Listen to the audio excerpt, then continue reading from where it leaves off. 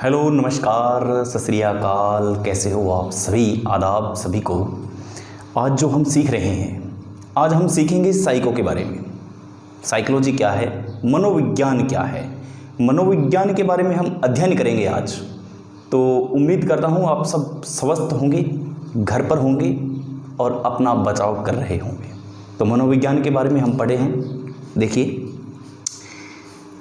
मनोविज्ञान, साइकोलॉजी, ये आप सभी जानते हैं। सबसे पहले इसका डेफिनेशन दे देता हूं कि ये कैसे बना। यानी कि ये दो शब्द से बना।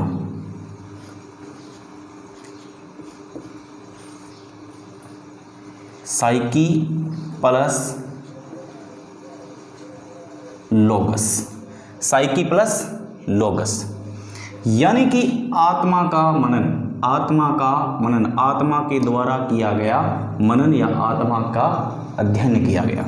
इन दोनों शब्दों से बना ये, ठीक है। इसके जो विचारक थे, सबसे पहले विचारक थे इसके, वो थे प्लेटो। इसके बाद में थे अरस्तु,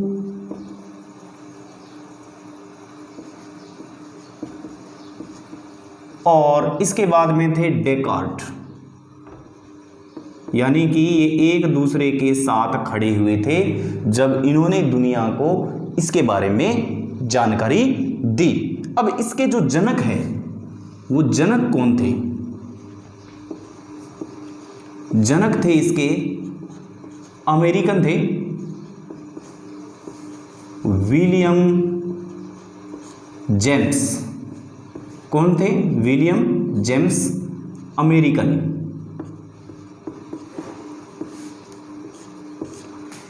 जनक इनको माना जाता है, विलियम जेम्स को अमेरिकन। साइकी प्लस लोग्स से ये हुई है। और प्लेटो, अरस्तु, डेकार्ट, ये तीनों एक साथ खड़े हुए थे जब इनका मनन किया गया, चिंतन किया गया। तो साइकोलॉजी का जो मनोविज्ञान का जो अर्थ होता है, वो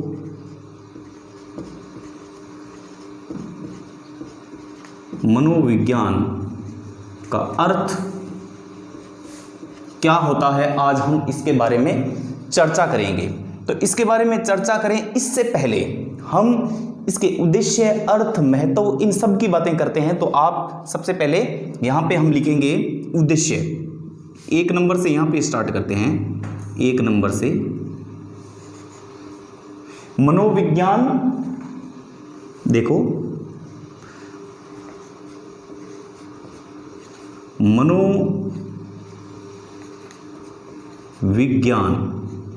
मनोविज्ञान के उद्देश्य की बात कर रहे हैं हम, ध्यान रखना। मनोविज्ञान तथा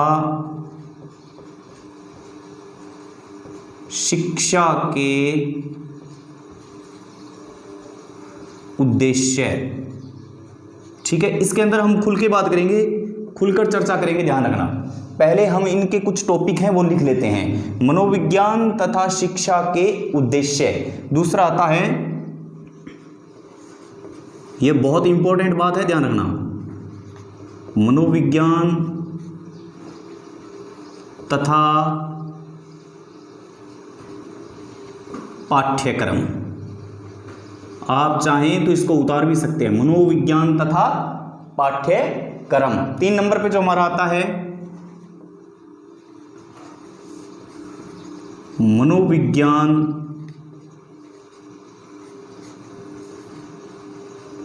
तथा पाठ्य पुस्तकें। ये मैं जो नोट करवा रहा हूँ बहुत इंपॉर्टेंट चीज़ें हैं, वही एग्जाम के अंदर है जो पूछी जाती है। ये विशेष तौर पर बात ध्यान में रख लेना आप। अब 4 नंबर पे जो देखो, 3 नंबर में देख लो, आप नोट कर सकते हो। मनोविज्ञान तथा शिक्षा के उद्देश्य, मनोविज्ञान तथा पाठ्यक्रम, मनोविज्ञान तथा पाठ्य पुस्तकें। अब आता है 4 नंबर में, इनको एक एक करके हम बारीकी से समझेंगे। मनोविज्ञान तथा समय सारणी, मनोविज्ञान तथा समय सारणी, ठीक है। अब देख लीजिए, समय सारणी, पाठ्य पुस्तकें, पाठ्यक्रम, उद्देश्य, ये सारे के सारे मनोविज्ञान की ही एक कड़ी है। क्या है भाई? मनोविज्ञान की एक कड़ी है। 5 नंबर पे जो आता है मनोविज्ञान तथा शिक्षण विधियां, बहुत इंपॉर्टेंट है, ध्यान रखना। शिक्षण विधियां, मनोविज्ञान तथा शिक्षण विधियां, मनोविज्ञान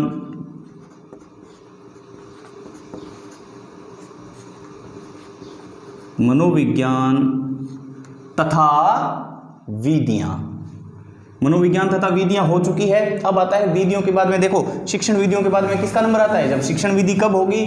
जब अनुशासन होगा कहीं पे। मनोविज्ञान तथा अनुशासन, ये इंपॉर्टेंट है, ध्यान रखना। मनोविज्ञान तथा अनुशासन, देखो भाई एक क्रम से चल रहे हैं। शिक्षा के उद्देश्य, पाठ्यक्रम आया, पाठ्य पुस्तकें आई, समय सारणी आई, शिक्षण विधि आई, अनुशासन आया। समझ में आ गई ना बात? अनुशासन के बाद में क्या आता है? मनोविज्ञान तथा अनुसंधान, मनोविज्ञान तथा अनुसंधान, मनोविज्ञान आगे आता है मनोविज्ञान तथा परीक्षाएं, मनोविज्ञान तथा परीक्षाएं। 9 नंबर पे आता है मनोविज्ञान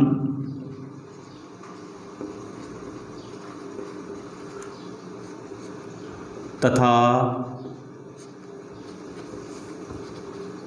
अध्यापक, मनोविज्ञान तथा अध्यापक, ये इसके उद्देश्य थे। देखो मैं वापस से आपको बता रहा हूं, देखो ये सारे के सारे इसके क्या थे? उद्देश्य थे सारे के सारे। यानी कि मनोविज्ञान तथा शिक्षा के उद्देश्य, कुछ और उद्देश्य है जो हम जान लेते हैं कि और उद्देश्य किस हिसाब से है जो काम करते हैं। तो उद्देश्य और है जो हम यहाँ जान लेते हैं। यहाँ पे लिखा उद्देश्य, क्या उद्देश्य है जो इसके हो सकते हैं? नंबर 1 हो सकता है परिभाषित करके। क्या हो सकता है भाई?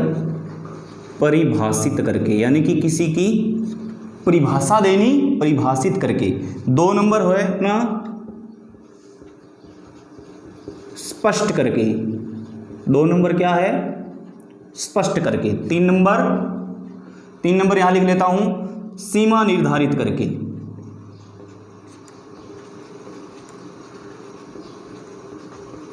सीमा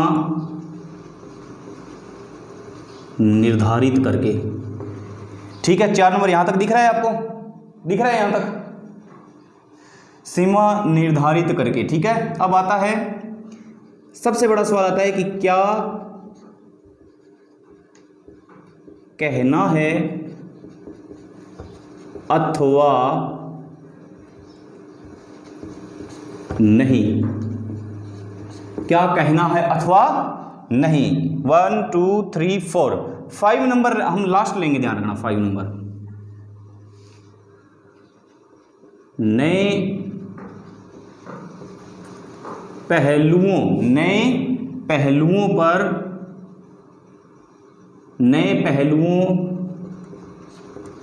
पर सुझाव देना। लिख सकते हो, बहुत इंपॉर्टेंट है, नए पहलुओं पर सुझाव देना। अब शिक्षा की विधियां क्या होती है, यहां पे हम लिखेंगे, इस जगह लिखेंगे शिक्षा की विधियां। ये नोट करते जाओ साथ साथ में, शिक्षा की विधियां। इंपॉर्टेंट बात कर रहे हैं, और उसके बाद में जैसे ये कंप्लीट होगा उसके बाद में एक एक टॉपिक पर मैं आपको क्लियर करके बताऊंगा। अब आता है शिक्षा की विधियां, यानी कि शिक्षा की क्या विधियां हैं। यहाँ पे एक लाइन बना देते हैं। शिक्षा की जो विधियां हैं वो ये है, 1 नंबर स्थूल से सूक्ष्म की ओर, स्थूल से सूक्ष्म की ओर। देखो, छोटे से बड़े की ओर, स्थूल से सूक्ष्म की ओर, ये कह सकते हैं। फिर आता है ज्ञात से अज्ञात की ओर, ज्ञात से अज्ञात की ओर। अब हम बात करेंगे इसमें 3 नंबर पॉइंट की, वो ये है सरल से जटिल की ओर। सरल से जटिल की ओर, सरल से जटिल की ओर, ये आप उतार सकते हैं, बहुत इंपॉर्टेंट है। और ये शिक्षण विधियां, शिक्षा की विधियां, उद्देश्य, सुझाव, ये सारे हैं जो पूछ सकता है पुस्तक में, ध्यान रखना। फिर आता है करके सीखना, करके सीखना अथवा संयम, ये रही शिक्षा की विधियां। अब शिक्षा के मनोवैज्ञानिक क्षेत्र क्या है, अब इस पर हम चर्चा कर लेते हैं। तो यहाँ पे आएगा, ये आपको इसलिए लिखा रहा हूँ, शिक्षा के मनोवैज्ञानिक क्षेत्र, ये आपको इसलिए लिखा रहा हूँ ताकि आप इनको नोट कर सको और एक एक पहलू पर बात कर सके। शिक्षा के मनोवैज्ञानिक क्षेत्र, ये इम्पोर्टेंट है, जिसके नीचे इम्पोर्टेंट है मैं उसके नीचे ऐसे एरो टाइप में बना रहा हूँ। ये आपको इसलिए लिखा रहा हूँ, बारीकी से जानकारी इसलिए दे रहा हूँ ताकि आपको पूरा का पूरा समझ में आ जाए, है ना। इसमें आएगा 1 नंबर व्यवहार, व्यवहार की समस्या, व्यवहार की समस्या 1 नंबर पे व्यवहार की समस्या, ये गलत लिख दिया, व्यवहार की समस्या। 2 नंबर आता है व्यक्तिगत, व्यक्तिगत समस्या, व्यक्तिगत समस्या। 3 नंबर आता है व्यक्तिगत विभिन्नता, व्यक्तिगत विभिन्नता या विभिन्नताएं भी कर सकते हो, व्यक्तिगत विभिन्नताएं, ठीक है ना।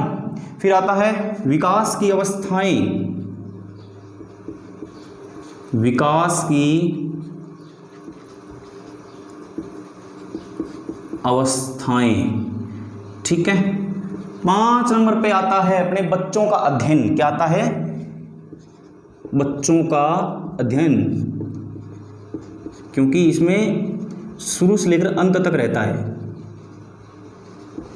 बच्चों का अध्ययन, माफ कीजिएगा, बच्चों का अध्ययन, अच्छा, बच्चों का अध्ययन, ठीक है। जो 6 नंबर आता है वो आता है व्यक्ति तथा बुद्धि, व्यक्ति तथा बुद्धि। ये मैं पहले भी लिख सकता था, लेकिन साथ साथ में इसलिए लिखा रहा हूँ ताकि आप इसको नोट कर पाएँ, नोट कर सकें इसको, ठीक है ना। इसलिए आपको साथ साथ में लिखा रहा हूँ, वरना मैं इसको पहले भी लिखा सकता था। 7 नंबर है नाप तथा मूल्यांकन, नाप तथा मूल्यांकन, क्या है भाई, नाप तथा मूल्यांकन। फिर 8 नंबर आता है निर्देश तथा परामर्श, निर्देश तथा परामर्श। ये चीज़ें हैं, अभी मैं इसलिए लिखा रहा हूँ साथ साथ में, ताकि मैं जो एक एक चीज़ लिखा रहा हूँ ना, वो अगर आप इसको सही ढंग से देखें ना, तो इसको आपके माइंड में याद होती जाएगी, यानी कि आप आराम से इसको लर्न कर सकते हैं, रिमेंबर कर सकते हैं। तो इसके इसलिए बहुत से मैंने टीचर देखे हैं तो सबसे पहले क्या करते हैं, वो बोर्ड पर छाप लेते हैं और उसके बाद में वो समझाते हैं, लेकिन मैं समझाऊंगा बाद में, आपके साथ साथ इन चीज़ों को लिखूंगा ताकि आपको है जो याद हो सके। अब फिर हम आते हैं नेक्स्ट चैप्टर पे, जो आती है विधियाँ। क्या आती हैं, विधियाँ,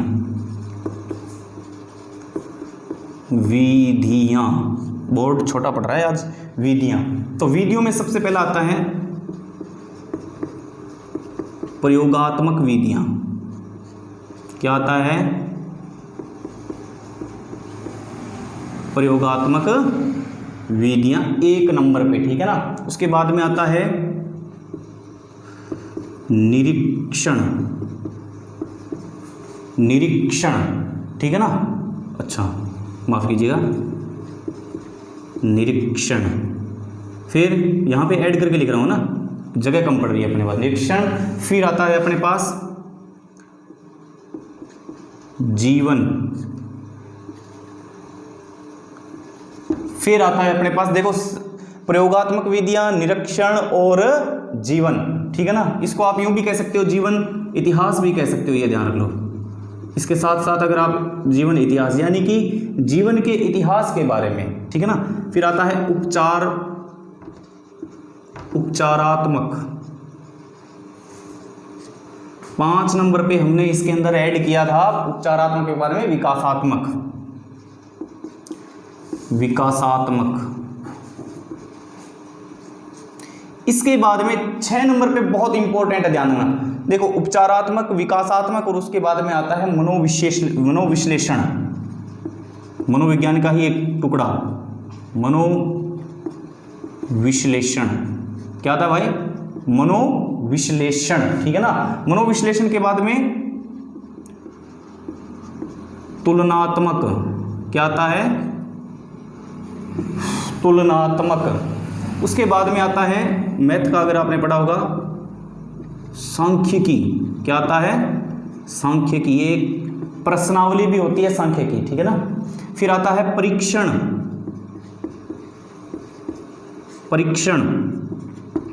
फिर आता है उसके बाद में साक्षात्कार।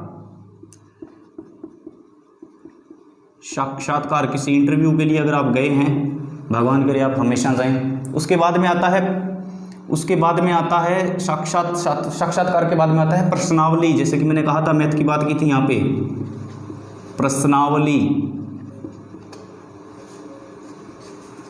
उसके बाद में आता है 12 नंबर पे है, थोड़ा सा याद करने दो, विभेदात्मक।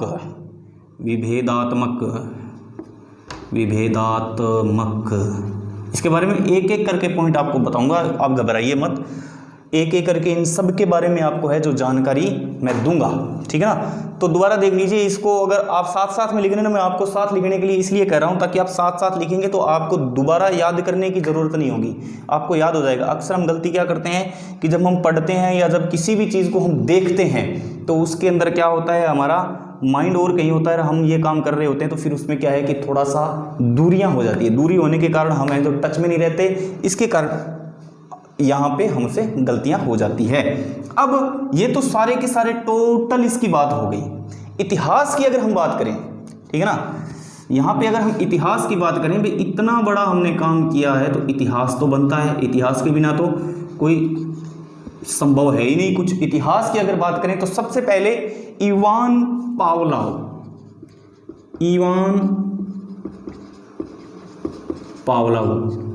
ठीक है। इवान पावलोव आया था 1849 से लेकर के 1936 तक।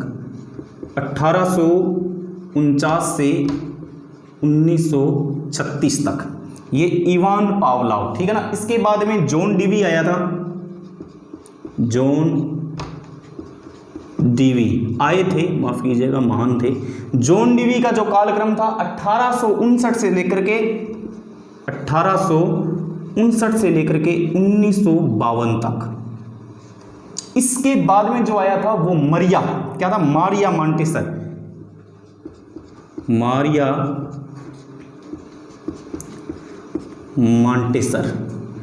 और मारिया मॉन्टेसर का जो कालक्रम था ना वो 1870 से लेकर के 1980 तक था।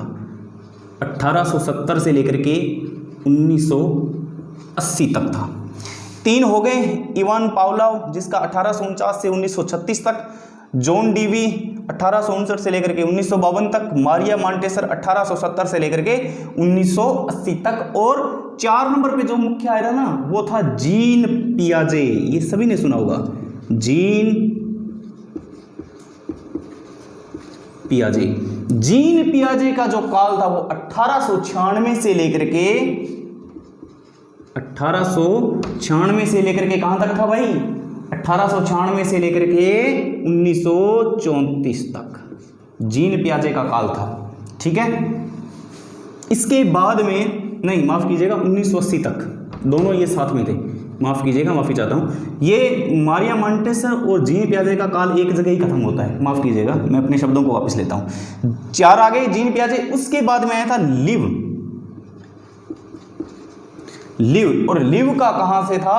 1896 से लेकर के 1934 तक, 1896 से लेकर के 1934 तक इसका पूरा कार्यकाल था। कितने हो गए?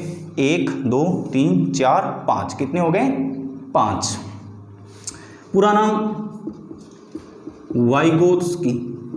अगर कोई कहे कि सर आपने पूरा नाम नहीं करवाया, तो भाई ये मैंने करवा दिया, लिव वाइगोत्स्की। एक नाम ही ऐसे हैं कि कई बार याद करना भी अटपटा हो जाता है, लेकिन फिर भी याद हो जाते हैं।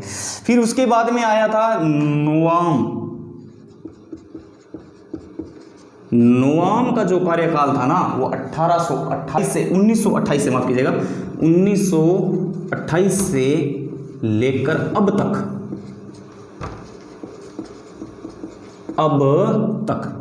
नोआम, ठीक है ना। और इसका पूरा नाम अगर चॉम्स्की, ये पूरा नाम लिखो ना लिखो, नोआम लिव कर दो तो ही बहुत है। 1928 से लेकर के अब तक ये चल रहा है, ध्यान रखना। और अब इसके साथ साथ एक इंपॉर्टेंट मैं बात बता देता हूँ आपको, है ना। यहाँ पे दिख रहा है क्या आपको? यहाँ पे दिख रहा है, इस जगह दिख रहा है, ये अभी मैंने मार्कर चलाया, यहाँ पे दिख रहा है आपको? नहीं दिख रहा है ना। चलो मैं यहाँ कर लेता हूँ, इस जगह कर लेता हूँ, इंपॉर्टेंट है, पूरा का पूरा आपको समझ में आ जाएगा। यहाँ पे बना लेते हैं, ये जगह खाली पड़ी है, अपने पास जगह की थोड़ी सी बोर्ड की कमी है, ताकि आपको स्क्रीनशॉट लेने पे भी फिर क्या है कि कोई दिक्कत नहीं हो। ये हमने एक अलग बॉक्स बना दिया। विश्व का प्रथम बुद्धि परीक्षण 1905 में हुआ था, ध्यान रखना, ये इंपॉर्टेंट क्वेश्चन है। विश्व का प्रथम बुद्धि परीक्षण 1905 में हुआ था, ठीक है ना, साइमन के द्वारा, ठीक है ना। ये तो कोई इंपॉर्टेंट नहीं है। और भारत का जो हुआ था 1922 में, भारत का प्रथम बुद्धि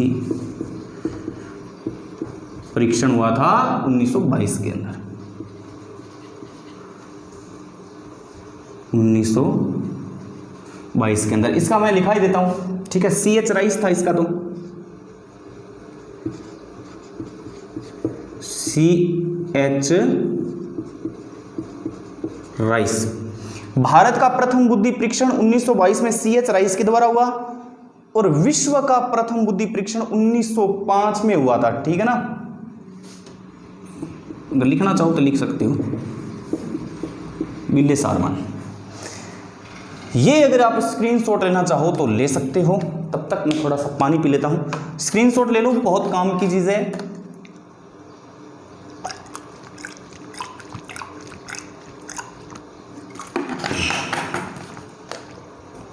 अब यहां पे लिख रहा हूं मैं स्किनर और क्रो एंड क्रो, ये इस जगह आपको दिख रहा होगा, स्किनर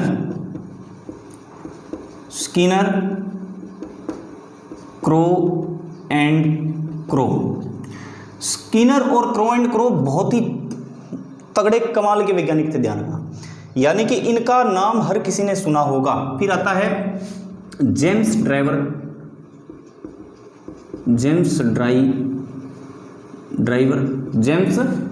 कह सकते हो या ड्रोवर कह सकते हो, वो अलग अलग बुक में अलग अलग हिसाब से इसमें दिया गया है। फिर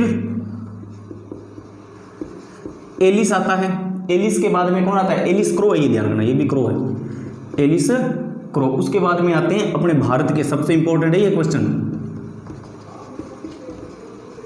गांधी जी। 1 2 3 4 5। सबसे पहले हमने देखा प्लेटो, अरस्तू और डेकार्ट।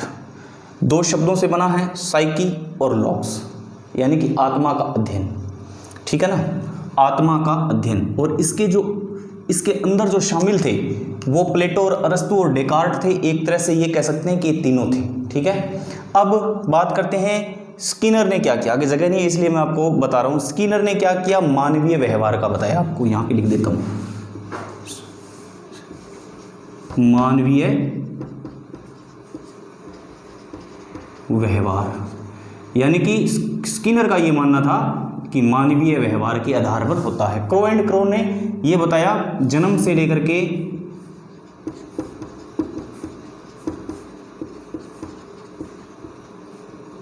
वृद्धावस्था तक, आगे दिख नहीं रहा होगा इसलिए।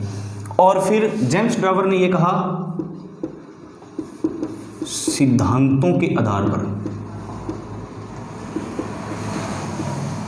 ठीक है। और उसके बाद में कहा था एलिस क्रो ने कि शिक्षण और सीखने की प्रक्रिया, शिक्षण और सीखने की प्रक्रिया। और गांधी जी ने क्या कहा था, व्यक्ति का शरीर,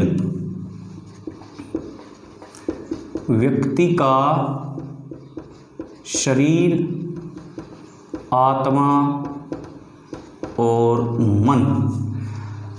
अब भैया आप इनका क्या कर सकते हो, स्क्रीनशॉट ले सकते हो, अच्छे से स्क्रीनशॉट है जो ले सकते हो इनका, ठीक है। अब आपको मैं समझा रहा हूं कि क्या हुआ और क्या नहीं हुआ। देखो सबसे पहले वापस आप इसका स्क्रीनशॉट ले सकते हो। अब इसको समझाने की बारी आ गई। अगर मैं चाहता तो इसको पहले उतार करके पूरा का पूरा यहाँ छाप करके आपको समझा सकता था, लेकिन मैंने ऐसा करना उचित नहीं समझा। मैंने ही कहा कि साथ साथ में लिखूंगा, साथ साथ में आपको लर्न हो जाएगा और साथ साथ में मेरी खुद की तैयारी है वो भी अच्छी खासी हो जाएगी, यानी कि आपका और मेरा दोनों का फायदा है इसमें, तीसरी पार्टी का कोई लेना देना नहीं है, ठीक है। साइकी प्लस लॉग्स, यानी कि आत्मा का अध्ययन करना। लॉग्स का अर्थ होता है अध्ययन करना, साइकी का मतलब आत्मा का, ठीक है। अब आते हैं हम प्लेटो। थोड़ा सा निवेदन करूंगा, पंखा थोड़ा सा, फैन थोड़ा सा तेज करूं, थोड़ा सा मामूली सा तेज करना, गर्मी बहुत ज़्यादा है। फिर इनके अंदर तीन जो थे वो इसके अंदर यूं कह सकते हैं कि दर्शन शास्त्र के साथ ही इसकी शुरुआत हुई।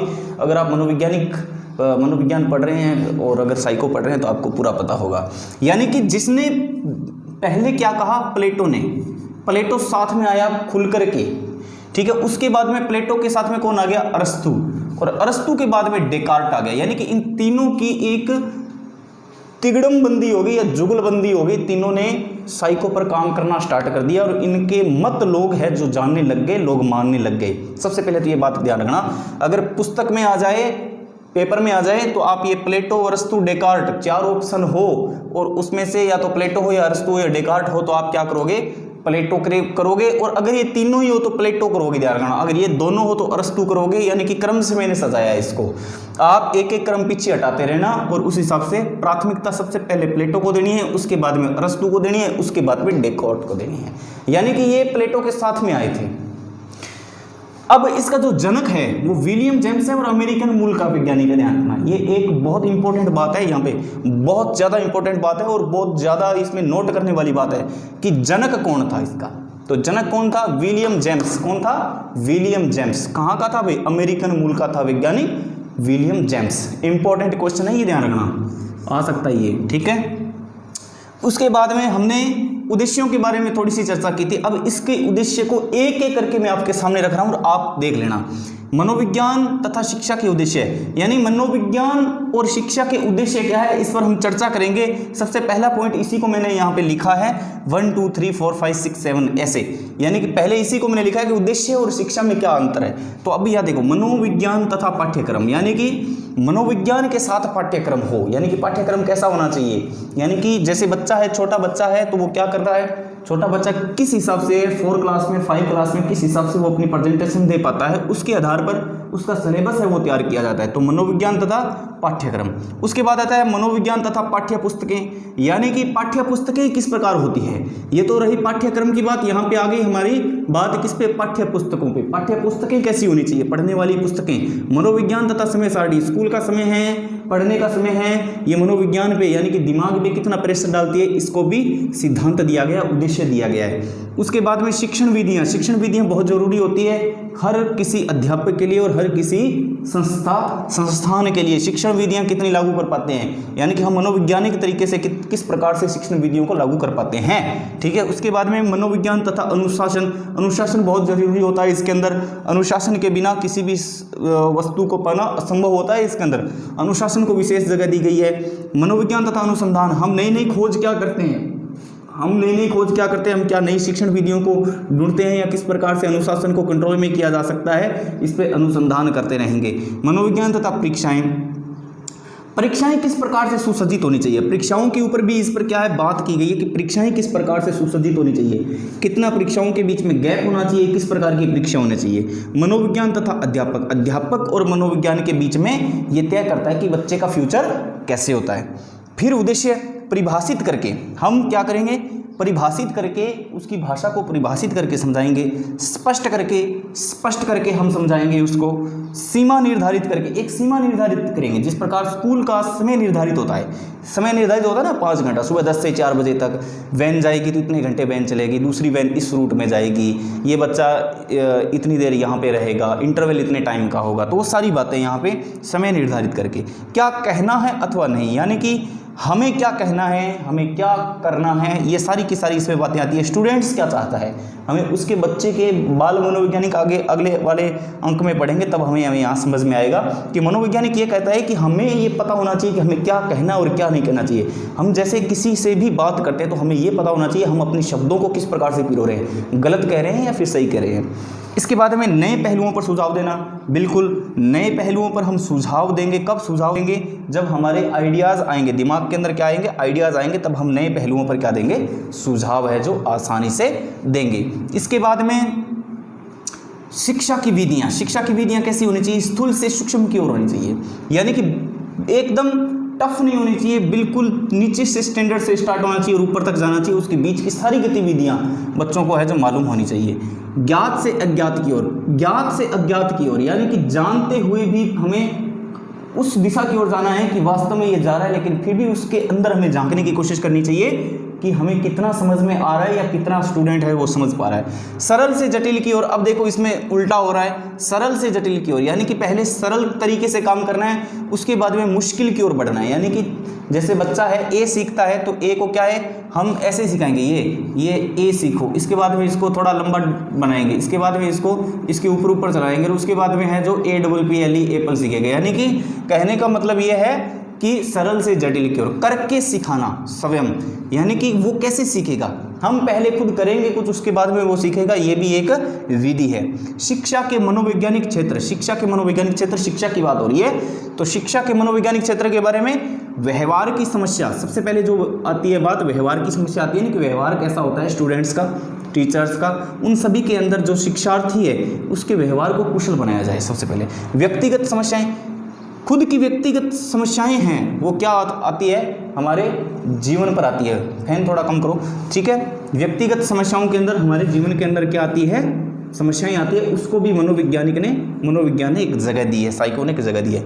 व्यक्तिगत विभिन्नताएं, यानी व्यक्तियों के अंदर एक व्यक्ति परस्पर किसी भी व्यक्ति के साथ समानता नहीं रखेगा, उसके अंदर भी क्या होगी, विभिन्नताएं होगी।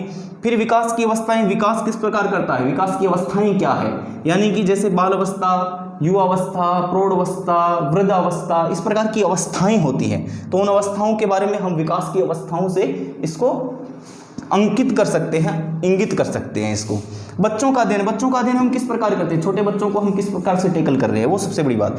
व्यक्ति तथा बुद्धि, व्यक्ति और बुद्धि के बारे में तुलना करना कि कितनी उम्र का व्यक्ति है और उसकी बुद्धि कितनी काम करती है, यानी कि उसके अंदर दिमाग कितना। कई आपने देखे होंगे उम्र से बहुत बड़े होते हैं लेकिन उनकी बुद्धि बहुत अल्प होती है, शरीर से उनका कोई लेना देना नहीं होता। नाप तथा मूल्यांकन, हम नाप और मूल्यांकन कर सकते हैं, जैसे स्कूल में किसी कॉपी को जांचा जाता है, उसका मूल्यांकन किया जाता है कि आज तक कितना काम किया है, तो इसको भी एक जगह दे रखी है। निर्देश तथा परामर्श, निर्देश दे सकते हैं, परामर्श यानी कि हम सलाह ले सकते हैं। निर्देश देना साइको के अंदर माना गया है कि आप निर्देश दे सकते हो, निर्देश के द्वारा काम करवा सकते हो।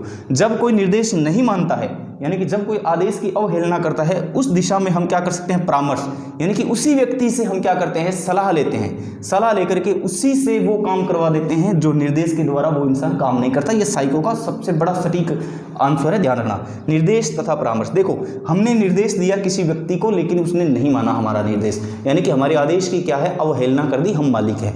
इस स्थिति में हम क्या करेंगे, उससे परामर्श लेंगे, उसको पूछेंगे भी हम क्या करें इस स्थिति के अंदर, तो वो बताएगा कि आप ऐसे करो। फिर वही काम जो वो इंसान मना करने वाला था वही काम वो परामर्श जब लेते हैं तो वो कर देता है, क्योंकि उसकी मना स्थिति डाउन हो जाती है। सबसे बड़ी बात यही होता है इसके अंदर, ध्यान रखना। ये सारी चीजें अगर आने लग गई तो जीवन है वो सरल हो जाएगा, यानी कि आत्मा को हम आसानी से पढ़ लेंगे। अगले के मन के नेक्स्ट जो व्यक्ति होगा, आगे वाला जो पर्सन होगा, उसके मन की सारी बातें हैं जो हम जानने लग जाएंगे, मानने लग जाएंगे। इसके बाद में विधियां आती है। तो विधियां क्या है, प्रयोगात्मक विधियां। प्रयोग करके हम विधियों को आजमा सकते हैं। प्रयोग करके, जैसे कोई ड्राइवर होता है, उसका लाइसेंस बनता है, तो वो क्या करता है, ड्राइवर सबसे पहले उसका प्रयोग किया जाता है कि चला सकता है या गाड़ी नहीं चला सकता, उसके बाद में उसका लाइसेंस है जो जारी किया सकता है, उसको प्रयोगात्मक विधियां कहते हैं।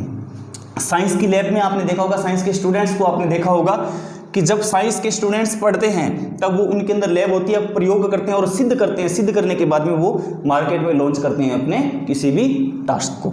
उसके बाद में निरीक्षण, हम निरीक्षण किस हिसाब से करते हैं, निरीक्षण यानी कि परीक्षण का ही निरीक्षण, बताइए ना समझ में, निरीक्षण किस हिसाब से कर पाते हैं, सही को सही कर पाते हैं, गलत को गलत कर पाते हैं, कहने की हिम्मत है हमें या नहीं, ये सब चीजें निरीक्षण में आती है। फिर आता है जीवन इतिहास, हमारे जीवन का इतिहास क्या है या अगले वाले इंसान के जीवन का इतिहास क्या है, इसके अंदर सारी की सारी बातें आती है जब हम जीवन के इतिहास के बारे में पढ़ेंगे, यानी कि उसके जीवन का इतिहास हमें मालूम होना चाहिए सामने वाले व्यक्ति का। उपचारात्मक, हम उपचार करके, उपचारात्मक यानी उपचार प्लस आत्मक, आत्मा का उपचार करके, ठीक है ना, उपचार प्लस आत्मक। देखो मैंने ये लिखा उपचार प्लस आत्मक, यानी कि उपचार समझते हैं, आत्मक आत्मा का, यानी कि आत्मा का उपचार करना। उपचार हालांकि आत्मा का नहीं कर सकते लेकिन आत्मा को पढ़ सकते हैं, अगले के मन की स्थिति को हम भांप सकते हैं, ये कहा गया है इसके अंदर। फिर विकासात्मक, विकास प्लस आत्मक, यानी कि आत्मा का विकास कैसे करें, यानी कि कोई आत्मा यानी कि कोई पर्सन है, सामने वाला मन है, हमारे बारे में कितना विकास चाहता है, हम उसके विकास को कैसे डेवलपमेंट करना चाहते हैं, तो हम उसके मन की आत्मा के अंदर झांक करके, मन की आत्मा का विकास करके उसके अंदर से हम काम ले सकते हैं, ध्यान रखना, ठीक है। उसके बाद में मनोविश्लेषण, मनोविश्लेषण यानी कि मन की स्थिति को हम भांप सकते हैं, मन की स्थिति का विश्लेषण करके उससे काम करवा सकते हैं। विकासात्मक समझ लिया हमने, मनोविश्लेषण पढ़ लिया। तुलनात्मक, तुलना प्लस आत्मक, आत्मा की तुलना करके भी हम काम कर सकते हैं, यानी कि उसके मन की तुलना कर सकते हैं कि कमजोर मन का है या फिर कैसे है, ये परिपक्व है या नहीं है। संख्या की, संख्याओं के द्वारा परीक्षणों के द्वारा, साक्षात्कार, एक दूसरे के साथ मिलकर के साक्षात्कार जब होता है ना, RAS के अंदर वगैरह साक्षात्कार होता है, जिसको इंटरव्यू में आप बहुत भली भांति समझते होंगे, तो वही साक्षात्कार होता है, हम मिलकर के एक दूसरे के विचार को आसानी से समझ सकते हैं। प्रश्नावली यानी कि प्रश्नों की कुछ आवली खड़ी करके, प्रश्नावली, प्रश्न प्लस आवली यानी कि प्रश्नों की कुछ श्रृंखला खड़ी करके इंसान के सामने हम उसके विचारों को जानने का प्रयास कर सकते हैं। विभेदात्मक यानी कि विभेद यानी कि अंदर भेदा जा सके, हम उसके अंदर तक जा करके उसको हम क्या कर सकते हैं, उसके विचारों को जान सकते हैं, उसके विचारों को हम सुन सकते हैं और समझ सकते हैं। ये थी इसकी कुछ विधियां। इतिहास मैंने आपको पहले बता दिया, इवान पावलोव का 1849 से लेकर के 1836 तक, जॉन डीवी का जो इतिहास था वो 1859 से लेकर के 1952 तक, मारिया मॉन्टेसर का 1870 से लेकर के 1980 तक, और जीन पियाजे का 1896 से लेकर के 1980 तक, लीव वाइगोत्स्की यानी कि 1896 से लेकर के 1934 तक, और नोआम चॉम्स्की यानी कि 1928 से लेकर के अब तक चलता आ रहा है। फिर स्किनर ने क्या कहा, ये मुख्य बात दोबारा बता रहा हूं आपको, स्किनर ने क्या कहा, मानवीय व्यवहार किया जाए, मानवीय व्यवहार करके। क्रो एंड क्रो ने क्या कहा, सिद्धांतों के आधार पर मनोवैज्ञानिक को परिभाषित किया जाए। जेम्स ड्रॉवर ने क्या कहा, शिक्षण और सीखने की प्रक्रिया का आंकलन किया जाए। और फिर एलिस क्रो ने क्या कहा, सिद्धांतों के आधार पर, यह कहा था जेम्स ड्रॉवर ने सिद्धांतों के आधार पर, और एलिस क्रो ने कहा था शिक्षण और सीखने की प्रक्रिया को देखा जाए। और गांधी जी ने यह कहा था व्यक्ति का शरीर, आत्मा और मन ही क्या है, मनोवैज्ञानिक है, यानी कि मनोविज्ञान को परिभाषित किया था, साइकोलॉजी को परिभाषित किया था गांधी जी ने कि व्यक्ति का शरीर, बॉडी, उसकी आत्मा, उसका मन, यही मनोविज्ञान की दूसरी भाषा में परिभाषित है, यानी कि यही इसकी परिभाषा है। ये सारी की सारी हमने बात की इसके अंदर। फिर विश्व का प्रथम बुद्धि परीक्षण 1905 में हुआ था बिली शर्मन के द्वारा, ये इंपॉर्टेंट है, इसको ध्यान में रख लेना। भारत का प्रथम बुद्धि परीक्षण हुआ था 1922 के अंदर C.H. राइस के द्वारा, भारत का प्रथम बुद्धि परीक्षण। तो ये सारा का सारा एक बार फिर से मैं यहाँ हट रहा हूँ, आप चाहें तो स्क्रीनशॉट ले सकते हैं, और इसके नेक्स्ट चैप्टर में हम जब बात करेंगे तब हम सारी की सारी बात करेंगे। मैं उम्मीद कर रहा हूँ आप अभी स्क्रीनशॉट लेने में व्यस्त होंगे, स्क्रीनशॉट ले लीजिए, ध्यान रखना। जब हम इसके अंदर नेक्स्ट के अंदर बात करेंगे तो इससे ज़्यादा बढ़ेंगे, आगे बढ़ेंगे, और इन टॉपिक पर, इन मुद्दों पर हम दोबारा से बात करेंगे। उद्देश्यों के बारे में हम दोबारा बात करेंगे, उसके बाद में शिक्षा की विधियों के बारे में हम दोबारा बात करेंगे, इसके बाद में हम इनकी विधियों के बारे में बात करेंगे, मनोवैज्ञानिक विधियों के बारे में, इतिहास के बारे में दोबारा बात करेंगे। लेकिन जाते जाते आप इस बात को कंठस्थ कर लें, ध्यान रख लें कि इसका जनक विलियम जेम्स था, जो अमेरिकन मूल का वैज्ञानिक हुआ करता था। यानी कि ये प्लेटो, अरस्तु और डेकार्ट, जैसा कि मैं पहले बता चुका हूँ, इनको आप रट लीजिए। तो ये सारी की सारा जो ये सारा का सारा हमने आज काम किया, ये सारा का सारा जो काम था मनोविज्ञान का एक अहम प्रथम चैप्टर था, जिसके अंदर हमने सिर्फ आंकड़ों को रखा है, जिसके अंदर हमने सिर्फ आपके सामने तथ्यों को रखा है। इन तथ्यों के बाद में हम जब नेक्स्ट चैप्टर लेकर आऊँगा मैं, तब बारीकी से बात करेंगे और तब आपको एक एक चीज़ क्लियर समझाने की कोशिश करूंगा, और खुद भी तब तक प्रयास करूंगा कि आपको किस तरीके से समझाया जा सके। बेटा उम्मीद करता हूं आप सभी अच्छे होंगे, घर में होंगे और स्वस्थ होंगे। इसलिए आप सभी को मैं दोबारा कहना चाहता हूं, इसका भरपूर फायदा उठाइए। मनोविज्ञान हर पेपर में आता है, आरएस के पेपर में भी आता है। यानी कि मनोविज्ञान कहाँ काम नहीं करता, सबसे पहले ये बताइए। तो सब जगह काम करता है। इसको आप आराम से पढ़िए, मन लगा करके पढ़िए, और तब नेक्स्ट चैप्टर में जब आएंगे तब इसकी ही बात करेंगे और बड़े विश्लेषण के साथ बात करेंगे। तब तक के लिए नमस्कार, जय हिंद, जय भारत। मैं सुदेश कुमार।